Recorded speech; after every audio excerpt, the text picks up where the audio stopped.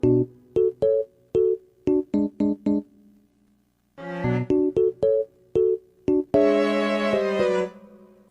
so everybody, welcome to a crash course in design thinking. Nilay, since you're here, let's see, where are you? There you are. How do I hit record on this? It's recording. Oh, thank you. Didn't even know that. Thank you. All right. So welcome everybody to a crash course in design thinking. I may be asking Nilay a little bit for some platform help, and we can talk a little bit about Slingshow, which is the platform that we're using to actually run this thing a little bit better. In a nutshell, think of it as an all-in-one meeting platform. The nice thing is that you don't have to send your groups a link to have them, go to Meryl or Menti or something like that. It's all in one place. And so Nilay has been putting up with me and my requests for the platform. And if you got any at the end, Nilay, can you hang out for a while and answer questions about it? Super, thumbs up. Okay, so let's go ahead and jump into it then. Welcome to a crash course in design thinking. I'm Brian. Nice to meet you all. So a little bit of an agenda. Before we get into it, though, let me just say that this is Anova Scribes, and I want to try something. So at the bottom of your screen, you've got a purple hand. Don't click on it yet. If this is your first Nova Scribes, go ahead and click on that purple hand. Raise your hand for me. First time attending a Nova Scribes. Okay, Leanne, welcome. Anybody else? First time attending a Nova Scribes. Chris, Meryl, who else? First time attending a Nova Scribes. Okay, so let me just say a couple of words about Nova Scribes. I'll go back one. So a couple of words about Nova Scribes. Nova Scribes is a free and open forum for visual practitioners. What is a visual practitioner? If you're somebody who uses visuals in order to move others, you are a visual practitioner. So typically we see graphic facilitators, graphic recorders, people that are really good at flip charts, UX designers, sketch noters, whiteboard animators, and we have meetups just like this one. We do workshops, we do social events, and today, well, let me just say that the revenue that we get from it, it goes back into the meetup to bring in speakers that are relevant to our industry, and also to into scholarships to send people to events like the IFVP, the International Forum of Visual Practitioners, which this year is in Bilbao, Spain, and Phil can probably answer a lot more about that one. And we also donate to the Buddy Whitethorn Foundation, which is a foundation that brings arts and arts education to Indigenous people. So that's what Meetup is all about. I'll drop a link into the message general a little bit later to Nova Scribe, so you can find out a little bit more about that. But it's free to be a member. All you have to do is, if you want to attend an event, is pay for an event. And a lot of the stuff that we do is free. We just want to get this stuff out there. I'll go ahead and drop it into chat now.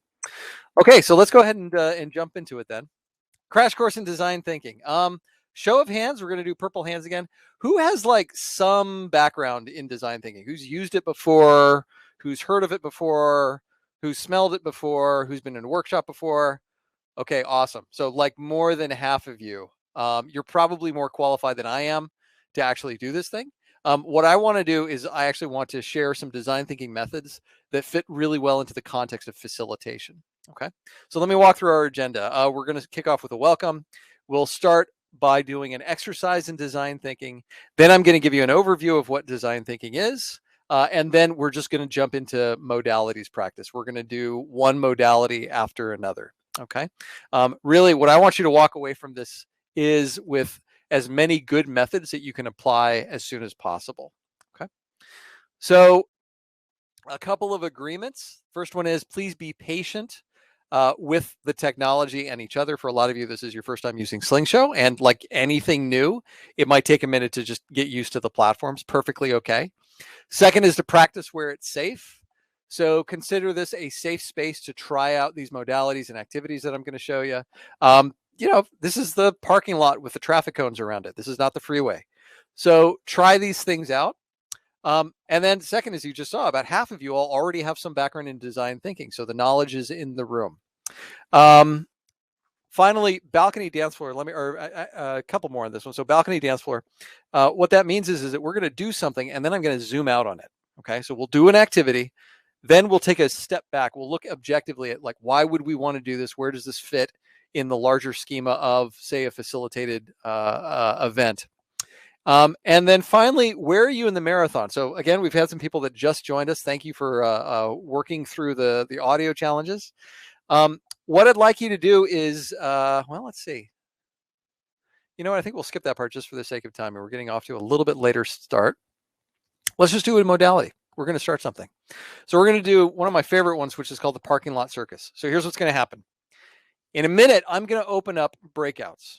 Okay. Now, we're going to assume that everybody that's in breakouts, they all work for the same company. This is a traditional company. You have an office building. You all go to work every day. Okay. You all work together. Your boss has said, hey, guess what? We're going to hold a circus in the parking lot. A circus in the parking lot. For 3 minutes, I want you to brainstorm verbally. No need to write this down. I want you to brainstorm verbally why this is a really super bad idea. Whatever you want to think about, right? You know, elephants in the parking lot, whatever it is, right? Just as much as you can. Why is it a bad idea to actually have a circus in the parking lot? And then I'm going to ask you to pivot. And for 5 minutes, I want you to talk about why it's a good idea. And somewhere in there, you might want to do some introductions. Okay. So maybe kick off with some introductions, and then 3 minutes, why it's not a good idea. 5 minutes, why it is a good idea to have a circus in the parking lot. Okay.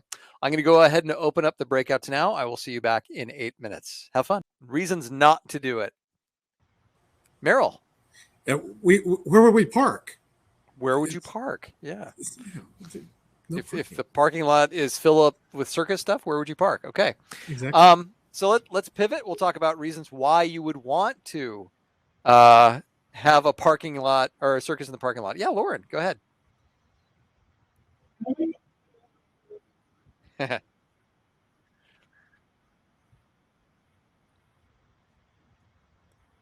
Well, yeah, with clowns in their tiny little cars, you could fit a lot of them into a parking lot.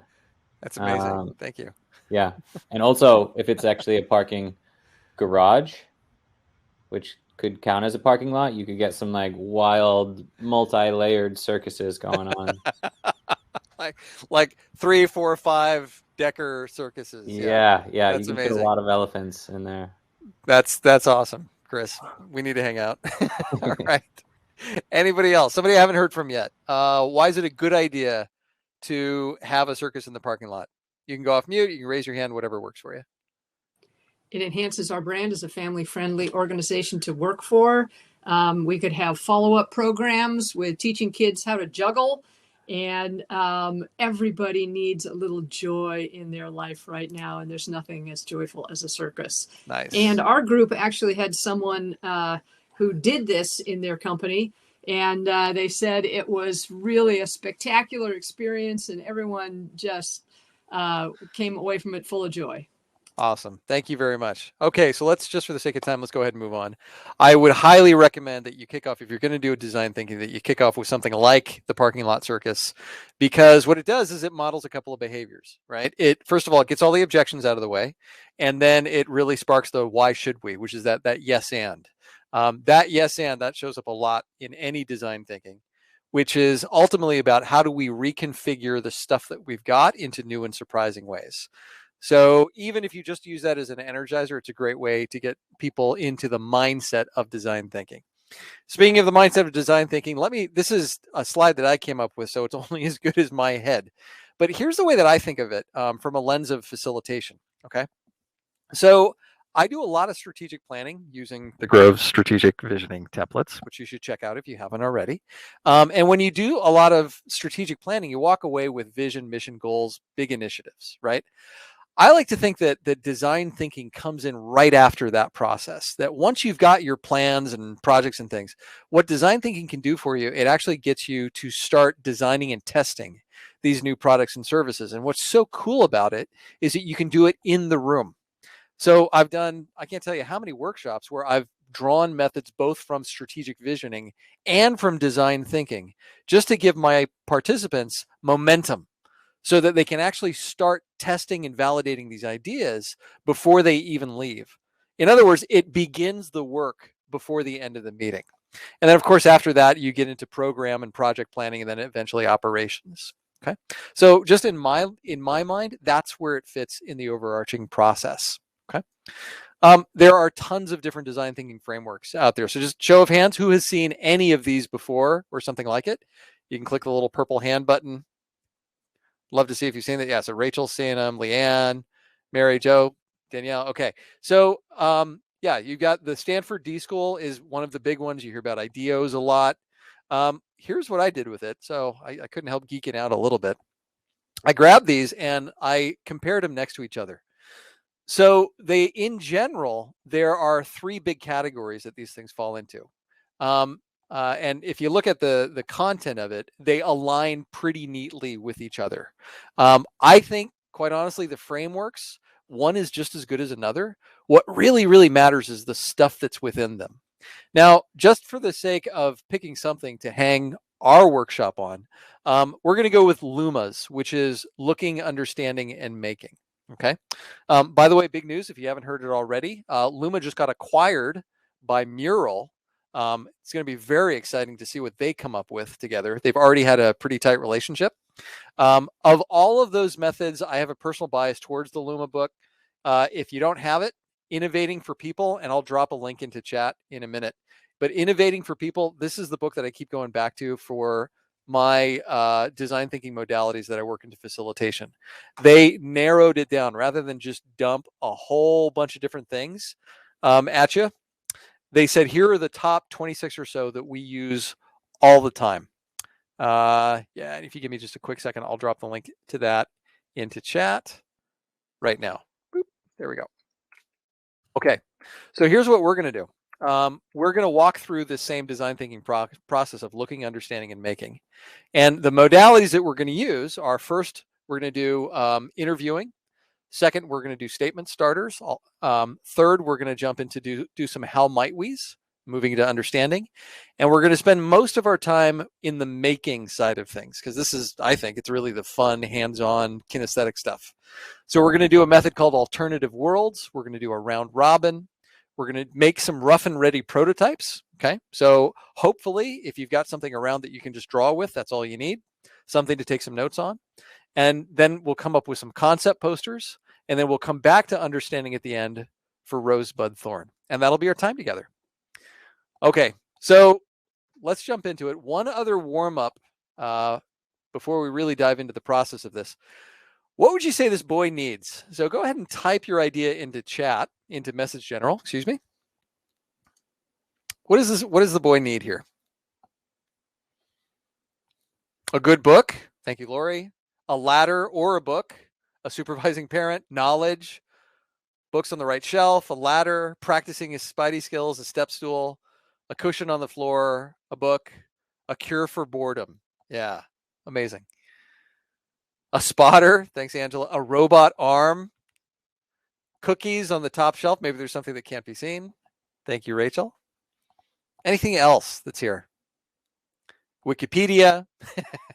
Thanks, Chris. Yeah, so the purpose of this is not to say there's one right answer to it. It's to look beyond the obvious, right? Mike, a teammate, bigger books to stand on, right? Is to look beyond. Thank you for the Avengers reference, Lauren, the Tesseract. That's really cool. We need to hang out. That's the one where you get to move through space, just for you people who don't watch Marvel movies. Anyway, so the point of this is to say, how do we look beyond the obvious? So it's easy to look at the picture and say, okay, well, he needs a book. But yes, all of these are correct. And it's not until we really dive into it that we start to understand what's coming up. Okay. So here's what I'm going to have you do. So you're going to go into breakouts in just a second. In breakouts, what I'd like you to do is to introduce yourselves, if you haven't done so already. And then one person is going to volunteer. Now, this person is going to be, for lack of a better word, the client. So one person is going to volunteer to share a professional problem or challenge that they are currently facing. And then the rest of you are going to ask open-ended questions. Now, by the way, you're going to be able to see this slide when you're in the breakout, so you don't need to write it down.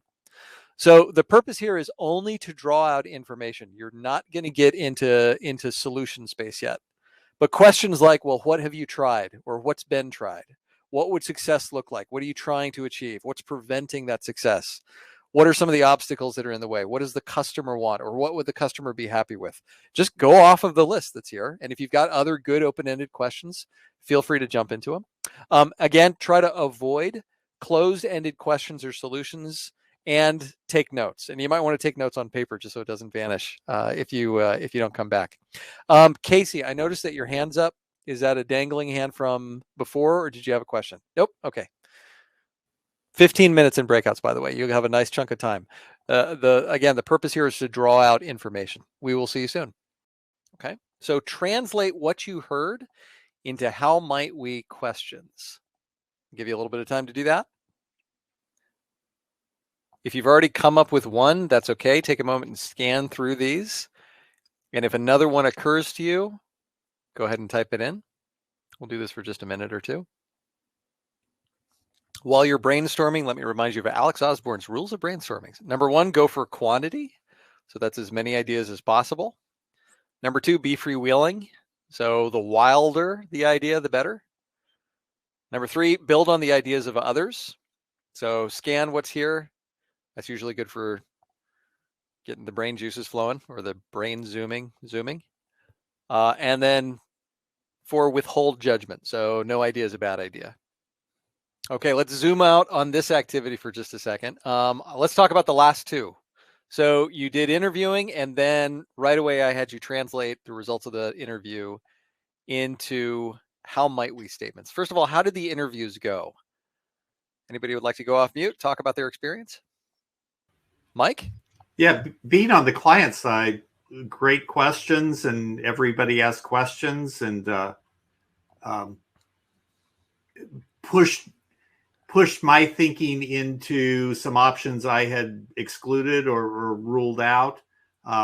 So yeah, I mean, to actually be the one answering the questions versus asking them was a nice change of pace for sure. Everybody did a great job. Isn't it different for those of us that are in kind of the facilitator consultant role, to be the client for once? It's kind of nice. Yeah. Thank you, Mike. Someone else, either you could have been the client, you could have been an interviewer or a consultant, if you like. What was the experience of interviewing like? It was a lot of fun to ask questions and to hear the responses. I learned a tremendous amount. I also had to catch myself. I started by asking a yes, no, and then needed to remember, oh no, not a yes, no. This needs to be a question that requires a more elaborate answer. Thank you, Nancy. Do you remember what your yes, no was? Would you mind sharing? It was, are there any downsides? That's a good one. You get people moving in that direction to say. Of course, you probably, as the ninja you are, you just put a what in front of it and said, what are the downsides, right?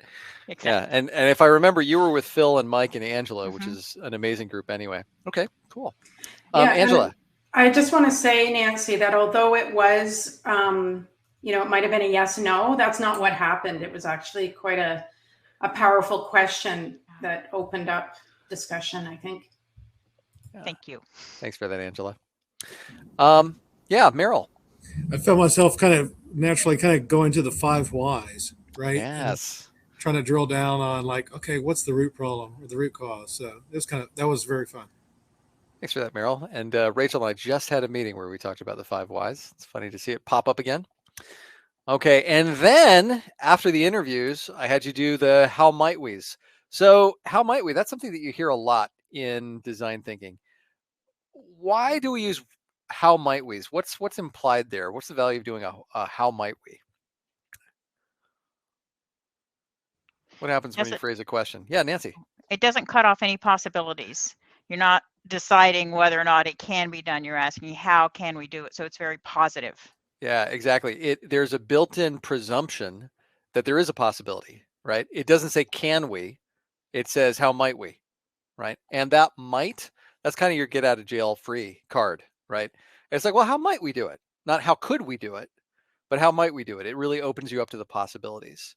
So if you're working with a group that is a little bit stuck in their thinking, if it's about doing the same thing the same way, that question, how might we, is really, really powerful. You hear it all over the place in design thinking. Okay, any thoughts on this before we move on? Questions, comments, before we go on to the next one? Here's what we're going to do next. Let me go ahead and kick off the next thing. We're going to do another Padlet. Okay. So clients, if you're the clients in the group, you have a job to do. Okay. If you remember your how might we statements that you just saw, Hopefully you were able to scan through them. And if not, I can go back for a second. But what I'd like you to do is to pick the best how might we, and it could have been your own, that's perfectly okay, and write it where it says respectively group 1, group 2, group 3, group 4. Okay. And I'm going to post who was in what group into the message general right now if you need a reminder. Okay. So that's who was in which group. What I'd like you to do, if you were the client, what I want you to do is to pick your favorite how might we, and to post it in where it says group 1. So again, group 1. So what I'd like you to do is to pick your how might we statement and drop it where it says group 1, add your challenge here. Group 2, same thing. Group 3, same thing. Group 4, same thing. Perfect. Okay, so group 4's got it. Okay, so while the challenges are coming in, let me explain this next modality. So this one is called alternative worlds. Okay, now if you scroll over to the left side, you'll see that I've got a bunch of different companies named, and there's actually a slider that you can slide up and down and take a look at some of the other ones. So this is going to be an individual activity. And I've got an example at the top of the column for group 1, which is, let's say that the challenge that I'm working on is how to lower my volume of email. Okay. Which is great. So what I'm going to do is I'm going to select one of the alternative worlds, one of those organizations over there, in this case, McDonald's, and say, well, how might they do it? How might McDonald's lower Brian's volume of email? Well, the way that McDonald's does things is that they would probably hire 10 underpaid, underqualified high schoolers to sort and triage the email on an assembly line. Okay. So the game here is to pick any one of those alternative worlds and to rewrite the how might we, to say how might, for example, the Ritz solve this challenge, or how might the U.S. Army solve this challenge? And then in the text of the sticky note to come up with a solution. Okay. So I'll give you some individual quiet time. You can pick any of the alternative worlds that you want. You can pick any of the challenges that you want. Okay. And let's see how many ideas we can come up with. Hey, Brian, I got to say, this is really helpful. What's helpful about it, Casey? I'd never thought about replacing the we with the alternative worlds. I've done similar things. I never thought about just putting the we with another company there. It's fabulous. Cool. I'm glad you like it. Brian, the feature of being able to turn this into a PDF is so great. Isn't that cool? Yeah. Okay, let's come to a close on this one. We're going to zoom out. We're going to go to the balcony. Alternative worlds. We heard what Casey thought about it. Others, what do you think of this one? I really like it because it helps people get out of their heads and kind of just assume another perspective that they don't have to create themselves. So it makes it less personal and things like that. Yeah, it's got a great way of really opening up the aperture. I will tell you that Lauren, who's on the phone with us, she and I ran this activity with the Center for Security Forces of the United States Navy. Okay, so these are the guys that stand outside of like naval bases with weapons and things and generally tell you to stop. They had a ball doing this one in particular, trying to figure out, how might McDonald's handle security on a Navy base. And the whole purpose of this is to get people into that divergent space, right? To generate as many ideas as possible and then to scan through them and say, okay, well, what are some things that actually make sense? Like I'm noticing one, the group 3's got Budweiser do market research to appeal to his wide debate. Maybe, market research, maybe that's a good idea. Maybe we got to do this. So it's to come up with as many way outside of the box ideas as you possibly can, to then sift through them and see if there's any gold in there. Okay. So any comments on this one before we move on?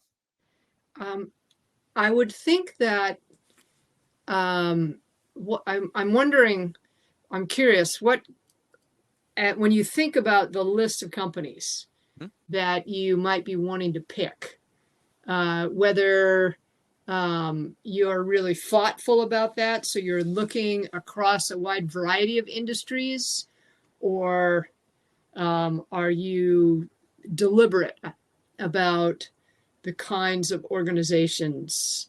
Like, let's say, for instance, we were the Ritz. Right. And we know that exclusiveness is going to be part of what we do. Mhm. Would I pick from a variety of different industries, but they're all at the exclusive level? Not necessarily. I like to pick ones that have really, really strong brands, especially strong brands of culture.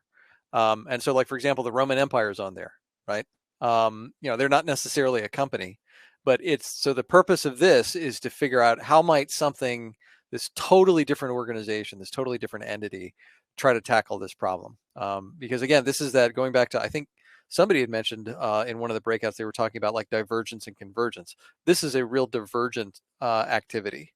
So, I like to think of just the ones that are as kind of out there as I possibly can. Does that make sense? I also like to throw in some that you have to be careful with who you do this with, but throw in some not so good companies, right? Like Enron, just to see what happens, just to see, what ideas that'll generate. Okay, thanks for the question, Lori. So for the next thing that we're going to do is we're actually going to do a round robin. There we go. Okay, so using the momentum that you came up with, that you hopefully started with the alternative worlds, now we're actually going to see how many of these solutions that we can actually come up with. So we are going to say, all right, what are some actual fixes? What are some solves? And so how this hopefully will work is that each idea will build on the idea of others. And what I mean by that is just scan through the ideas that come before yours, before you hit the plus down at the bottom of each one of these things. To try to build on that idea. If you've got a completely new and original idea, that's perfectly okay. And what's going to happen is that we're going to go back to the clients in each group, and they will pick what they believe is the best idea from the Padlet. Okay, so just start jamming on ideas, solutions, right? Going back to my example, how might we lower Brian's volume of email? Well, if it's hire 10 high schoolers from the McDonald's thing, well, maybe let's evolve that a little bit. Maybe it's the virtual, I could hire a virtual assistant. And then the next person writes, well, rather than a virtual assistant, you could write a macro that could provide some quick answers. Okay. So again, this one's going to be some silent brainstorming, actually go into the solution space now. We'll do this for about 8 minutes. Okay. So let's zoom out on this activity for just a second. So this is a round robin. Now, traditionally in a round robin, the way that you do it is that you actually would, in the room, you would pass pieces of paper from one person to the next, and you would build on it, or you just speak to it. That's another way, also known as a go around. We did it a little bit differently just to play around with Padlet. What was and again, if I'm you just know it's not personal, I'm picking up some background noise. What was your experience doing the round robin? How did this one feel? How'd it go? It's a great way to just get a lot of ideas from different perspectives inside there. Okay. And I think one of the intents of the round robin is building upon the idea that came before it. So I think that's one of the nice things about it is just you're almost building and building and building and building just to see where it goes. Thank you very much. Okay. Others, how did it go? What did you think of the round robin? I was going to say that it was very easy because I think a lot of us are solution oriented, but this was a really great way to get to that natural way we think, but in a bigger palette. So it was really fun. Nice. And how about one more person? Round robin, how did it go? I mean, for me, yeah, there were, tremendous ideas under group 4. And some things that we started during the pandemic that have not come to fruition. So that's really helpful for me to get input from all of you to go, we may have been down a right path, but just not executed very well. So thank you. Love it. Thanks, Mike. Okay, so let me describe what we're going to do next. We're going to go ahead and introduce the next part of this. So we're going to move into the deeper into the making space. And so we're going to do what are called rough and ready prototypes. And Nancy, I'll drop the text from this one into the chat in just a second.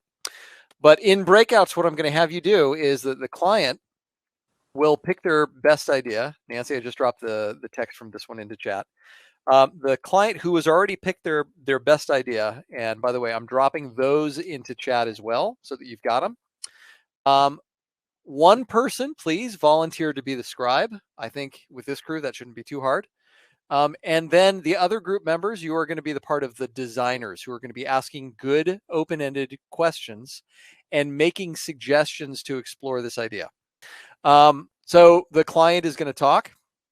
And you know what? Actually, what I'm going to have to figure out is if we've got two clients in the same group, we may have to move them around. Okay. So we'll worry about that once we actually open up the breakouts. But the client will talk, so the designer will ask questions and offer suggestions.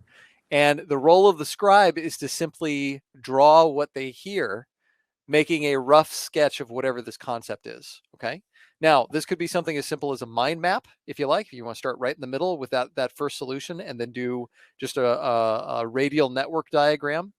But grab a piece of paper, something to write with, and start sketching out some ideas of what this idea might actually look like. Okay. You're going to have some time for this one. You'll have 15 minutes on this. What are your questions before I open up the breakouts? Brian Casey, real quick. Yeah. The sketching part with the wire diagram. What can you pull that thread a little bit more? I may faded out for a second when you mentioned that. Yeah, I didn't want to be too prescriptive about it because I'd like you to draw on your strengths. So if you just want to do a mind map, that's perfectly okay. If you actually want to do a wireframe, if you know how to do a wireframe, by all means. If you just want to take some visual notes based on what you hear, that works as well. But what we're trying to do is to flesh out now this one solution that these folks have already picked. Okay. Casey, how well does that answer your question? Super. Okay. And Lori, did you have a question? Nope, knows you were off mute. Okay. I'm going to go ahead and open up the breakouts. There may be some shifting around in case we wind up with two clients in one group. Okay. Here we go. All right. So I think Lori, yours was ask people to share with people they only kind of know, leveraging weak ties. I think that was yours. And who is your scribe? Yes, that was ours, and that was in relationship to how do we attract a more diverse hiring candidate pool. Okay. And our scribe was Chris, who has pickles. Who has pickles? Yeah. Pickles. Yes. So this is our little scribe. You guys can see that. We got to spread it to the weak connections by yelling out to them. And how do you actually incentivize these weak connections to spread it? One of the ways is by providing interesting work so that people would want to spread it even more, and knowing that people want to help you. So your network is there to lift you up. Having a clear call to action, making it easy for people to also spread so that they know what to do. If there is something that's in it for them as well, and to really find those respected people in the field who you're trying to recruit from, who have all of those diverse candidates in their network. You're kind of going after the middle there. Diverse candidates. Gotta find them somehow, and this is what your company will look like after. Amazing. All right. So hang on, Chris. Hang on. Go back to that. Oh, yeah. So while we got you want to talk about pickles just for a second? I got to do a demo a while back, and I was blown away by it. So you want to tell us about pickles? Yeah. So basically, I just had I just scanned the QR code, and any of you can scan that QR code, or it basically opens up a little page on your phone. It's like a little sticky note in a way. And so I just kept drawing as people were talking, and it's almost like a mix between a polling tool and a whiteboard.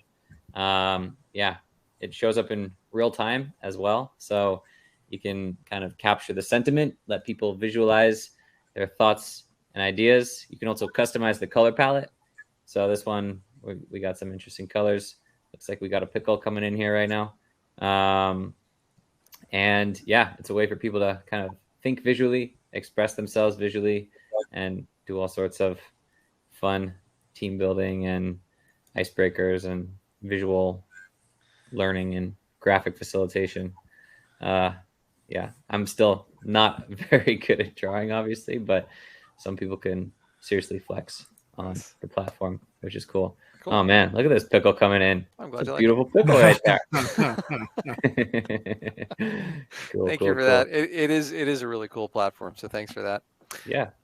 Okay, so last group was group 4, and I think that was Mike Brown's, and your solution was offer different packages of services that include multi-year engagements. Who was your scribe? Looks like it was Lee. Yeah. Wow.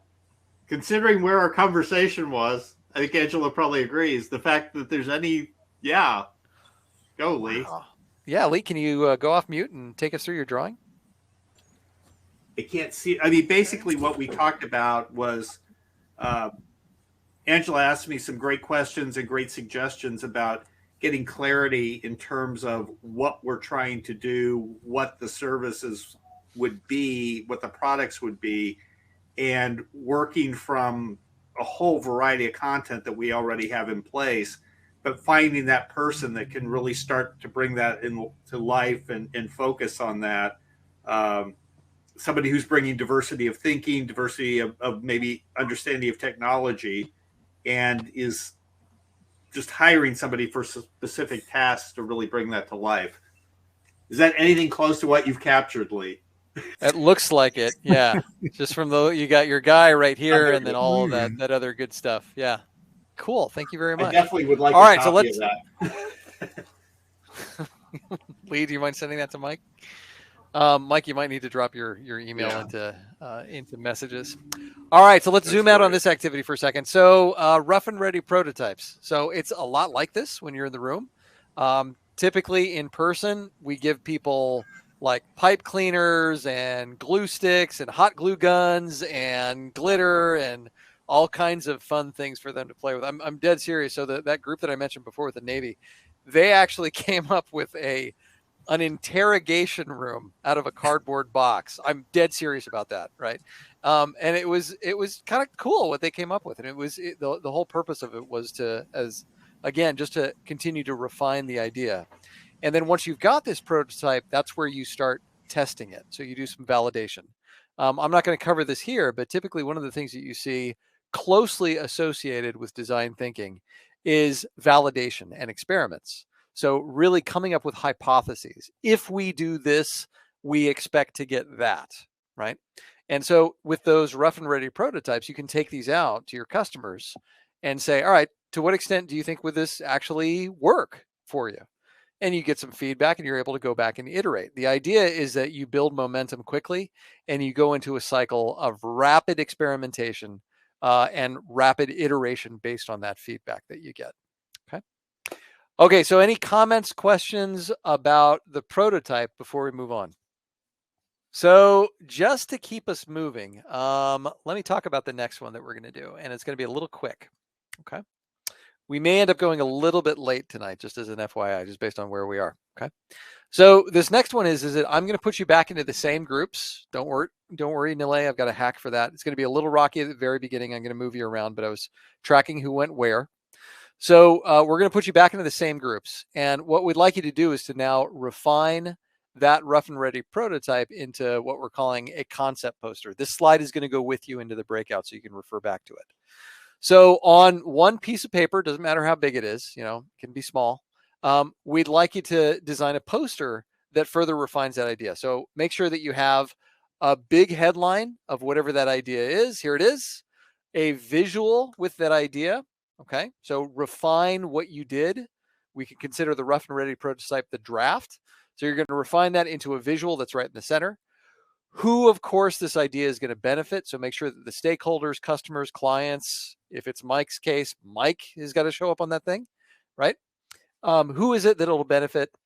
And then you can come up with a couple of lists around the features, the benefits, the value proposition, and then finally a rough timeline of how that idea is going to be implemented. Okay, So new piece of paper, you're going to refine the prototype now into a concept poster. What are your questions before I open up breakouts again? And again, just FYI, it's going to be a little rocky because I'm going to have to manually sort you. It's going to take a minute. Okay. Any questions before I do that? Okay, you're going to have about 15 minutes for this one. We are going to go a little bit late. I know we were scheduled to end at, well, wait a minute. Am I getting the time wrong? Yeah, we're supposed to end in about 8 minutes. If you can go a little late, please do. If you need to head out, completely understand. Lori, no problem there. Okay. Brian, do we have one concept poster per group, or is it individual? One per group, right? So you may want to have like the same scribe if they want to refine their idea. It's perfectly okay. If you want to have somebody else come up with a concept poster and share the love a little bit, you can do that as well. Okay. Meryl has theirs. Meryl's got yours. Okay, Meryl. Well, I think we forgot about the benefits part. We did a fantastic job. Meryl did a fantastic Oh, okay. Well, y'all job. y'all talk to it, okay? Maybe the client, somebody talks to it, and I'll just show it. How about that? Neha, why don't you kick us off, and then if you want to pass it, we can help you out. Yeah, sure. So this was, all about experiencing peaceful expansion in my work, in my life, and how do I balance it all, and finding more joy, still be able to pay my bills, all that kind of stuff. And it's amazing how Meryl just brought it all together in this one beautiful visual. Lauren, Danielle, do you have anything to add to that? Yay. Seeing some applause. Okay, and then Mike Brown, I'm going to turn this one over to you. So this was about transformation of Brainstorming, my company, and it was transforming from the people side. So I just had a person leave. So how do I focus me and the people around me to that second piece is focus of how do we operationalize a lot of the content that we have, and also think about in more of a longer term drip or content or engagement with a client, so that we have an offering that isn't just a one-off, we show up, we facilitate a strategy or an initiative, but there's actually a 3-year arc that we help from both a culture and a strategy and an implementation side of things. So there's offerings throughout, either in a subscription model or just sort of a regular payment type thing. So this was really breakthrough and a really great experience. And thank everybody who was in one of my groups along the way. Super, super. Okay, so there's just 2 more things, and they're super fast though. Okay. So the first one is called a system usability scale. So thinking about the one that you worked on, thinking about the concept poster that you worked on just now, how usable is the idea that you prototyped? In other words, to what extent do you think that this will actually work for you? And so go ahead and click whichever one. This will definitely work. This could work with a few tweaks. With time and effort, it could work. Probably won't work. I got no use for this thing. So go ahead and vote.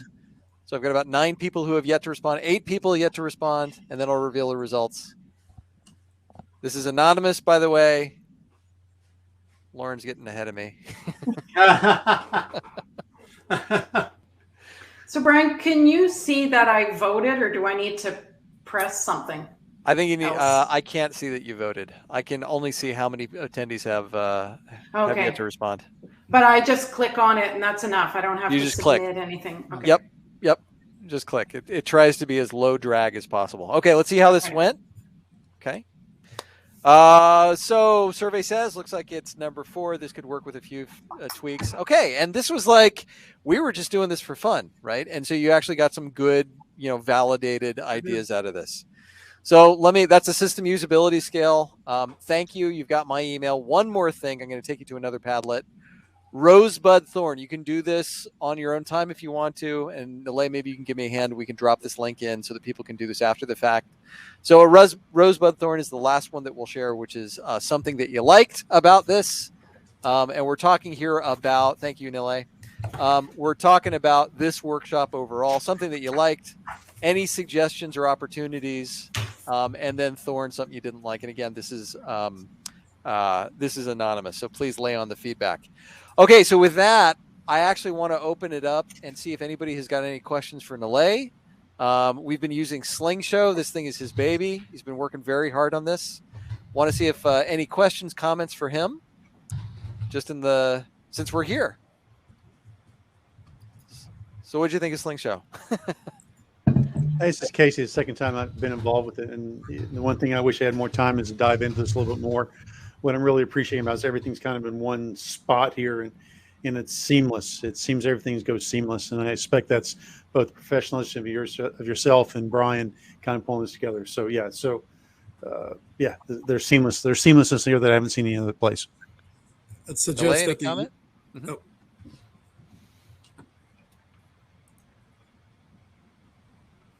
Did you want to respond to that, Nile? Oh, sorry. I was waiting for Meryl because I think Meryl raised his hand. Oh yeah. I mean, a lot of it is Brian. Let me show you kind of what we see on our end as facilitators, right? You sort of essentially just see this big canvas and the people, but we see all this extra stuff. There we go. So I'm just sharing my screen here. We have our entire agenda planned out right over here.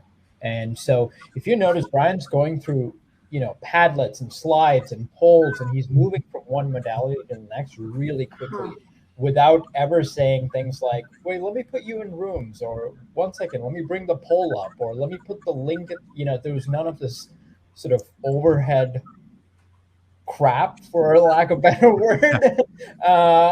It's all in one place. And so what Brian did prior to this is he planned out the entire agenda. And so this is kind of what it looks like in the back. And I like to think of this as sort of like the session lab view for you guys that use Session Lab. Yeah. And so we have things like, he's auto assigned like for the parking lot circus, and you put the slide inside the rooms. And so he's planned everything in advance. And so during the thing, he can focus on the facilitation and being present instead of like fiddling around with all of this stuff. There's a lot more you can do. There's a lot of features that Brian didn't use, but there's mural boards. We now have a mural, Brian. Yay! I didn't know that. Okay. If I'd known that, we would have used it. There's videos, there's Google Docs, there's Google Sheets, Padlets, Airtables, a lot of other stuff that you can put together. And you can kind of switch around really easily from one thing to the next. If you were to do this like on another platform, if you were to do this on Zoom, you all would be dizzy by now because of the switching you would be doing. So, Meryl, you've been patient with your hand up. Well, a lot of it is Brian doing all the prep work in advance. It's really not. I did it on a really small laptop, so that's the next time I'll try to get on bigger screens. That's the thing. Like that was. Oh yeah, this was super helpful for me. Like I saw that you all had some issues here and there, and I've taken a note of all of it. And we're a small team, but we're working. It was great. It'll be better soon. Good. So, Mary, go ahead. This is Danielle. I just wanted to say I liked the when we had the Padlets, you could pop it out. And that way it was easy for me because I'm a woman, so I shouldn't say gender, but I have 1,000 tabs open. So it was easy for me to jump from the one tab and reference it for myself and go back. So I don't know if that was intentional or if it's a bug, but don't fix it. It's great the way it functioned. That was and it was updating real time. So I didn't have to look at the little version. I could look at the big version of the Padlets, which was very helpful. Yeah. Awesome. Hey, it's Nile, right? Is that right? Yeah. Hey, I think you might have my work email. Here, I'll post it here real quick for you. CCRE, let me post it real quick. CCRECH@gmail.com. That's sorry, at .org. Would it be too much for me to ask you to send me an email here, and about once a week, about once every other week or so, the internal facilitators get together, have a short little discussion about things that are going on.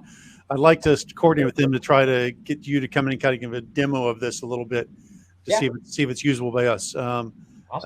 Because Mural's huge inside of our company, and this is the first time I've seen something seamlessly integrated. and there'll be all kinds of questions that come up later. But let's send me an email there. I know and we'll see what we can do to get you in to discuss some of the group here Cool. on our side. Awesome. Thanks, Casey. Mary Jo, did you have something? I just noticed you're off mute. Nope. Mm-mm. Okay. Well, it's nice to see you. Just the same. The parallel chats were also helpful. Cool. That's good to know. Yeah, Thank and you. we have DMs coming pretty soon, so you'll be able to just message one person. It's yeah. Hey, actually, not is it Nyla or Nile? I'm sorry, I'm screwing that up. Oh, it's Nile. Nile. Hey, type your email address and actually be logged into my email. I'll just fire you an email back real quick. Yeah. Yeah. I'll just, yeah. I might even have it. Let me check. Yeah. Oh, I do have it here. I'll respond to you.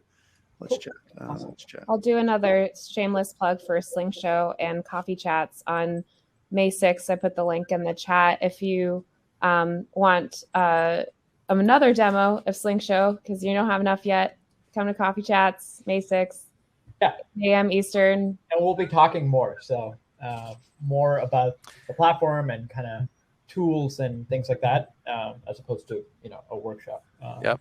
Yeah. And let me also say that Nova Scribes, once you design, if you get into Sling Show and you want to use it and you want to kick the tires on it in front of a very friendly live studio audience, Nova Scribes is a great place to do that. Okay. I always feel better when I can test something with you guys before I take it to a live studio audience.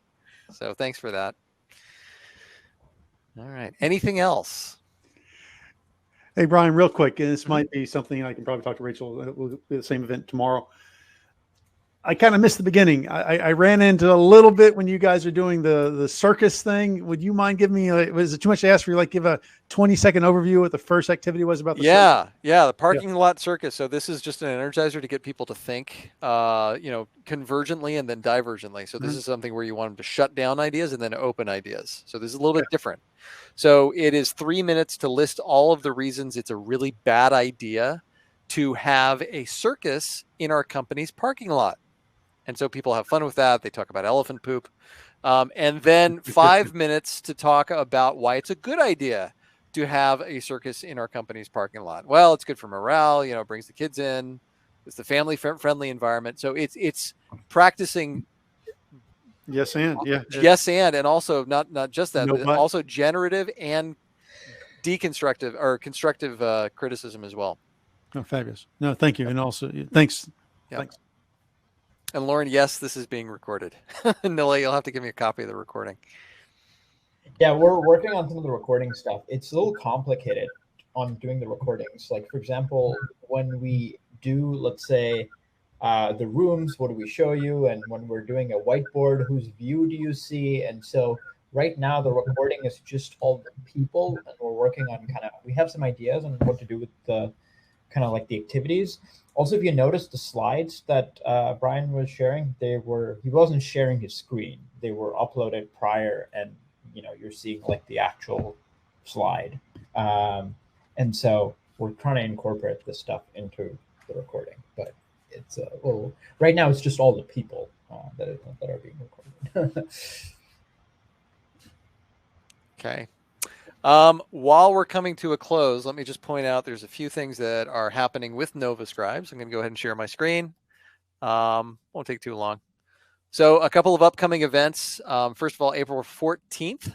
So that's a week from today. The Issues with Tissues, Andrew Pafford, who is, believe it's right to say he's a physical therapist, is going to be coming in and talking about specifically the injuries that we as facilitators face, which is kind of an interesting thing, right? And then this guy, you're going to see Nile again. Angela Krieg has set up a live interview. Let me just say that Nile and his team at Sling Show have done their homework to figure out what tools it is that facilitators use. And he's become just an amazing student of the practice of facilitation. And in doing so, he's become, he's amassed a really, I think, pretty solid body of knowledge around facilitation. So we're going to have another in our live interview series. And then just a reminder, IFVP is coming up this year. It's going to be in Bilbao, Spain. Hope to see people there. So yeah, that's what's on the horizon. Thanks, everybody. I'm going to go ahead and shut it down then. It's great to see everyone. Keep in touch next time, my place. Take care, everybody. Ciao.